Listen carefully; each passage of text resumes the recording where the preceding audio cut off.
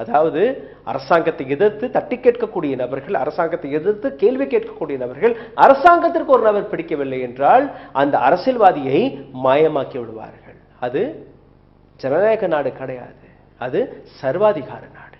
அப்போ இந்தியாவும் அந்த சர்வாதிகாரத்தை ஆக்செப்ட் செய்து விட்டதா? இந்தியாவிலும் சர்வாதிகாரம் தலை தூக்கி விட்டதா? பிஜேபி சார்ந்த நபர் தானே, பிஜேபியின் முன்னாள் வைஸ் பிரசிடென்ட் தானே.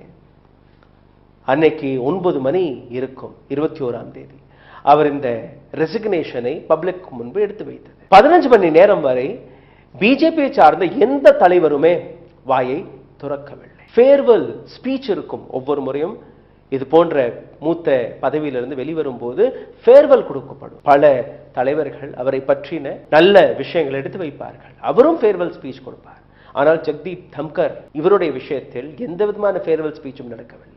அவரை பற்றி ஒரு வார்த்தை கூட நல்ல வார்த்தையாக யாருமே எழுதவில்லை. பிஜேபி சார்ந்த நபர்கள் எழுதவில்லை. பிரைம் மினிஸ்டர் மோடியுடைய அந்த ட்வீட்டை நீங்க பார்த்தீர்கள்னா அவருக்கு பல பதவிகள் கொடுக்கப்பட்டது இந்த நாட்டின் சேவைக்காக. இதற்கு மேல் அவர் தன்னுடைய உடலை பார்த்து